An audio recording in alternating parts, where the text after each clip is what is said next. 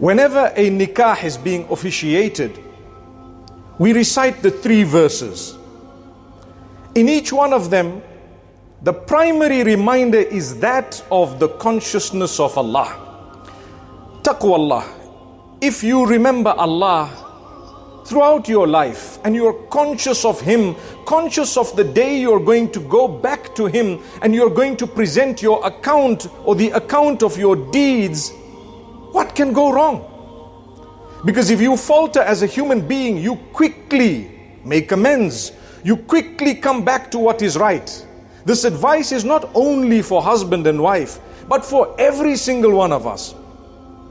As a human being, if you make a mistake, you make an error, a blunder, or you do something perhaps that might not have been the best way of doing things, quickly learn to apologize. Learn to come forth and make amends. Learn to seek forgiveness not only from those whom you've wronged, but from Allah subhanahu wa ta'ala primarily. Because you know, I have to go back to my Lord. He made me. I'm going to answer to Him. And this is why if you look at it, O people, be conscious of your Rabb, your Lord who made you, who provides for you, who's in control of your life, who has chosen for you, decided things. Predestiny is obviously from Allah. We know in man's hands there is only a limited capacity given by Allah, allowed by Allah. Develop your relationship with the same Allah. He is one, He is alone. He controls not just your life, but your death and beyond. Everything. So, O people, be conscious of your Rabb. The next verse, just the first part of it I'm reciting. O you who believe. Notice the difference. The first verse was O people, addressing everyone. The second verse is O people, meaning O you who believe. The first one, O people. The second one, O you who believe. Now it is specialized. It is reported that a true believer, whenever he or she hears, O you who believe, immediately opens his ears, is alert, wants to know, because they feel they are from amongst them. When you hear the verse of the Quran, Ya ayyuhalladhina amanu, do you just allow it to sail past? Or do you feel it's for you? Well, it is for you and I, because we are believers. So develop that. When you hear that, you should smile. Allah is addressing you and I. And you should listen to what is being said. Ittaqullaha haqqa tuqatihi. Be conscious of Allah, or develop the correct relationship with Allah. Improve in your relationship with Allah in the way that you should. So that's the second verse. The third one, O you who believe, be conscious of Allah. Imagine, they say in these 3 verses, the issue of consciousness of Allah is repeated 4 times. What does that mean? Not just in marriages, as I say, although it is of prime importance, be conscious of Allah. You're getting married to someone, and that person is the child of someone, and they have a family, and they have a loving family, and they've been treated with kindness and goodness throughout their lives. Treat them in a similar, if not better way. May Allah help us.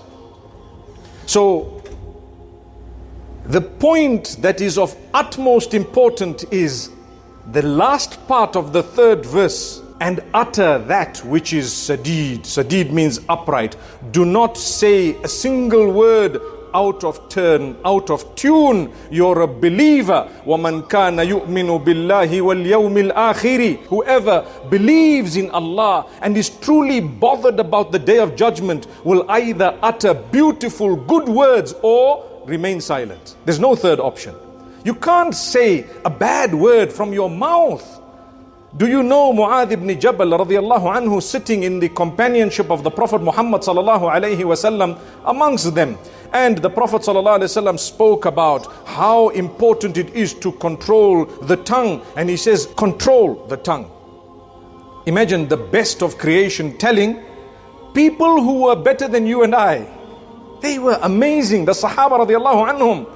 It's wrong for us to say a single name from their names without saying, may Allah be pleased with them. That's how great they were in rank. Allah chose them. And Mu'adh ibn Jabal says, I mean, we're only saying it, we're not doing it. Are we responsible for what we've said? When obviously what he meant is, we only say it. We've only said something. We didn't really do anything. I didn't slap you. I only told you you're stupid, for example, right? He says, what are you talking about, O Mu'adh? The people who will be burning in hellfire, will they be burning in hellfire for any other reason besides their tongues? Allahu Akbar, Allahu Akbar, Allahu Akbar. That is serious.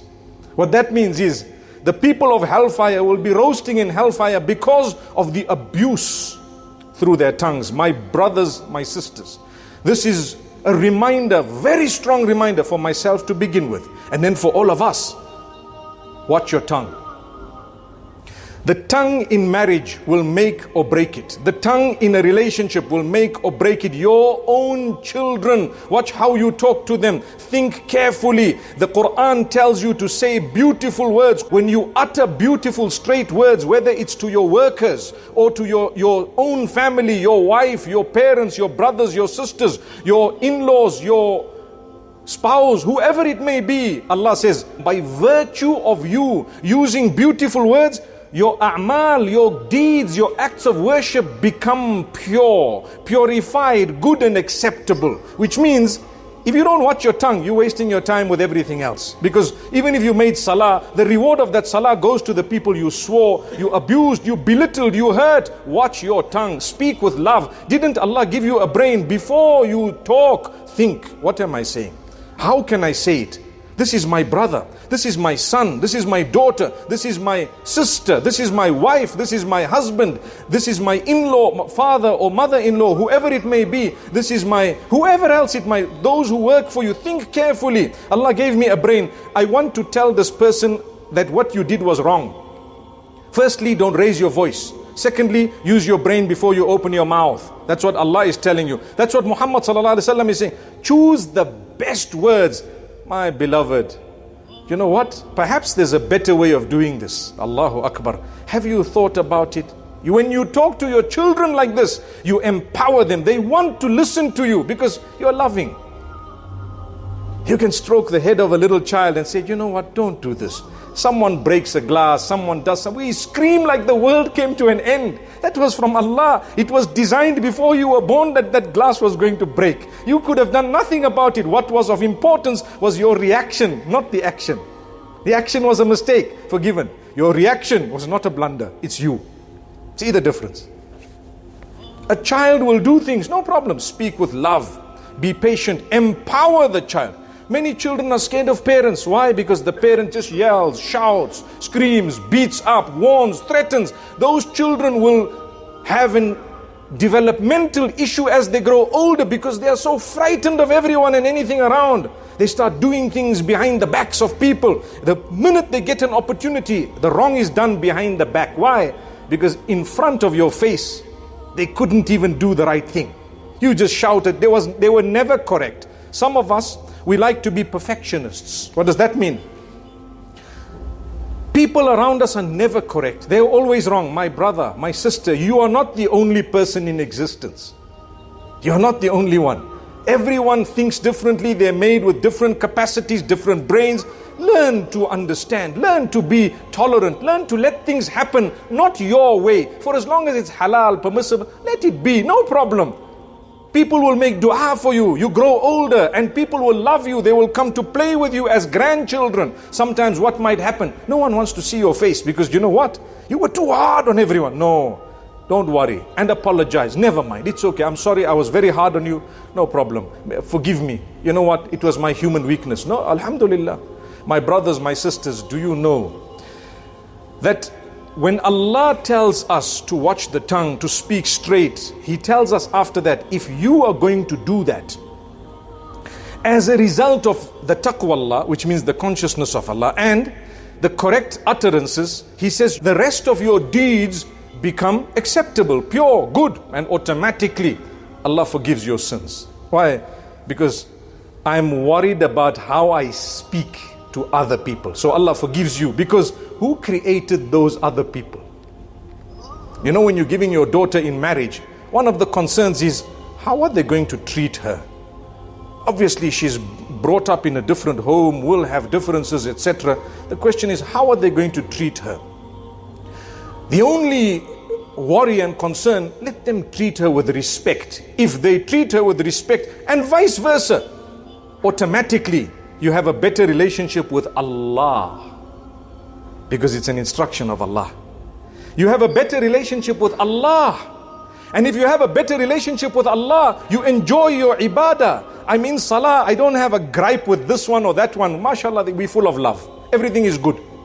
We enjoy our ibadah. When you enjoy your ibadah, you are calm. Everyone around you is calm. The family is calm. When families are calm, community is calm. Everyone is good, mashallah, because we respect each other. We speak with goodness, with respect. May Allah grant us that goodness. So my brothers, my sisters, Allah says, وَيَغْفِرْ لَكُمْ ذُنُوبَكُمْ. Do you know what He says thereafter? Amazing. We hear the verses, but we need a small explanation. Whoever follows Allah and His Messenger has indeed succeeded the great success. Now following Allah and His Messenger is a whole lifetime.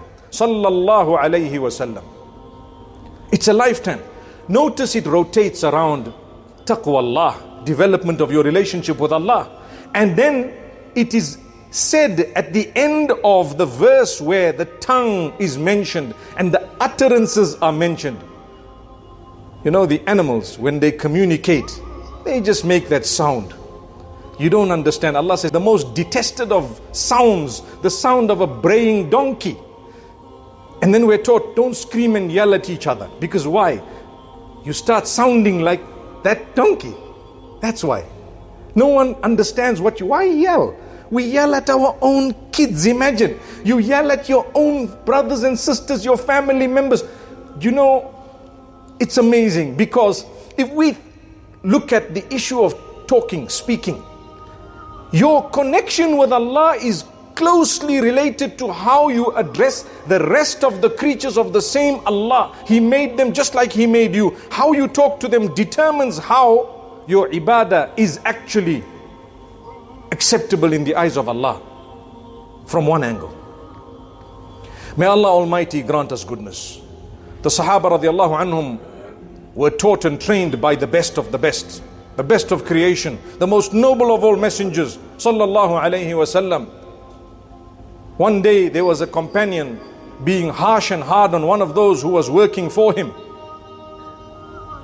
And the Prophet sallallahu alayhi wasallam tapped him on his shoulder. He was shocked. He was embarrassed because the messenger, peace be upon him, was behind, and he saw how this companion was treating the one working for him. At that time, a slave. It doesn't mean just because you own him or you pay his salary that you have the right to abuse. Not at all. Your iman and your connection with Allah is closely determined to how you treat them and everyone else. So as he looks back, the Prophet ﷺ uttered a word. In fact, he uttered it before he looked back, and then he looked back and noticed. He says, Allah has greater authority and control over you than you have over this man. Which means you're trying to abuse. Do you know what Allah may do to you as a result of what you just did now? Allahu Akbar. So Allah's watching. They work for you. If Allah wants, the tables can turn. How many of us have seen how people's children work for those who used to work for the fathers or grandfathers of those same children? Tables turn. How will they treat them? Calm down. You die being known as a man who's conscious of Allah. Beautiful akhlaq. Your children will take a page from it. And others, at least they will treat you well. As a result of that, this man's father was a great man. Assalamu alaikum, how are you? May Allah grant your father Jannah, and so on. That's what happens. But if we are rough, they will be super happy the day they hear we died. So and so died. Rather than inna lillah, the first word, alhamdulillah. Oh, sorry, wrong dua. Inna lillah. That's what happens. Because why? We were a pain, man. Come on, let's not be that. May Allah Almighty bless all of us. May He grant us goodness. May He help us protect our tongues. May He guide us so that we can speak. To complete that hadith, this Sahabi, he was so embarrassed. He says, "O Messenger, I free the slave for the sake of Allah." He was worried. Worried that what? Allah's going to catch me, man. Allah will catch me. I think all of us can do better when it comes to the tongue. Myself included. We can do better, inshallah. And like I say, it is of interest to note that these verses are repeated during nikah as a reminder. Like I said, part of khutbatul hajah. Very interesting to note, because it is said 90% of problems are connected to the way the tongue is used. Didn't use it correctly. You either swore. How can you utter a swear word knowing that the angels are writing it down? Big words. Angels are writing.